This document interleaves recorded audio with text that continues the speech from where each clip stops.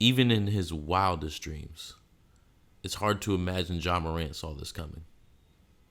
It's not that long ago that the NBA superstar was just a kid jumping on tires in the muggy heat of Dalzell, South Carolina.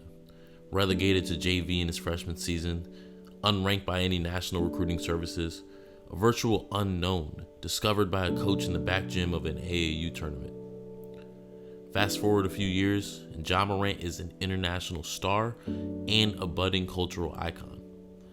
On the court, his high-flying acrobatics and savvy playmaking have captivated audiences.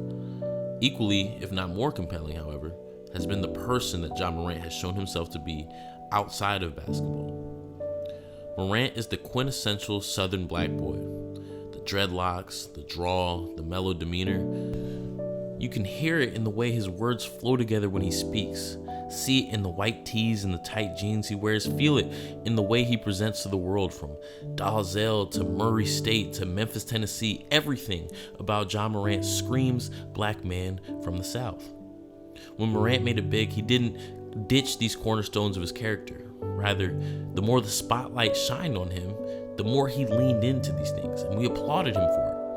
In an NBA in desperate need of stars to uphold the league as LeBron James and Stephen Curry and Kevin Durant age, Ja Morant has been a pleasant development. Not only is his play electric, but his authenticity is magnetic, a throwback to a time when athlete superstardom felt genuine.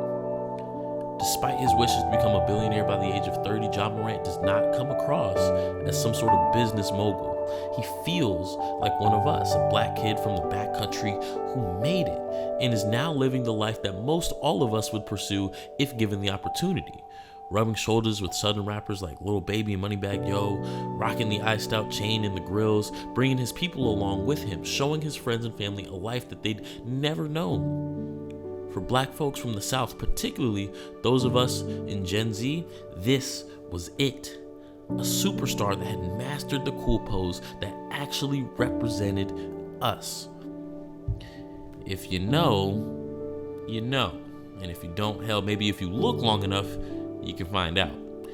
For a particular demographic of folks, Ja Morant symbolizes something different. He's an entry point, a portal through which one can peer into a culture they quite frankly know nothing of. Morant isn't the first to play this role. From NWA to 50 Cent to 21 Savage, hip-hop artists have been doing it for decades. And just as they do with the rappers, boy, did we egg Ja Morant on. We loved that he didn't run from the smoke, that he ran up the chimney.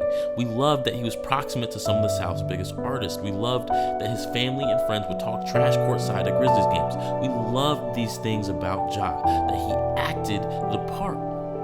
That is, until the act became a little too real for some people. In the past few weeks, much has been made of Morant's off-court actions, from an alleged physical altercation with a 17-year-old at his Memphis home to displaying a gun on camera during an Instagram live stream. Morant has been at the center of the sports discourse for all the wrong reasons.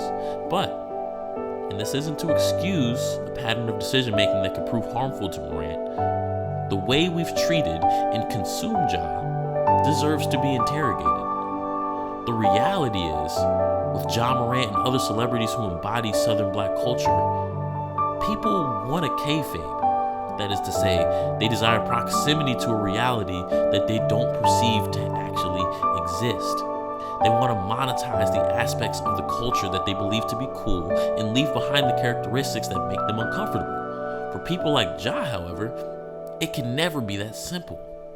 These things are one and the same, intrinsically tied to one another. To cut ties with the people he hangs around, to revamp his image, to quote-unquote clean up his act, is to relinquish the things that captivated us about Ja in the first place. The dude is 23 years old. He's Gen Z's first superstar athlete. He's not one of these guys that, like Zion Williamson or LaMelo Ball, knew the spotlight was inevitable for them. He never had the opportunity to fortify his decision-making prior to stardom. He's trying to navigate this thing as best as he can, just like the rest of us. He's deserving of patience and grace. More importantly, he has earned the space to hold close to him the defining aspects of his experience without being chastised for it. Sure, he'll need to change some patterns. but let's not make Ja stop being Ja.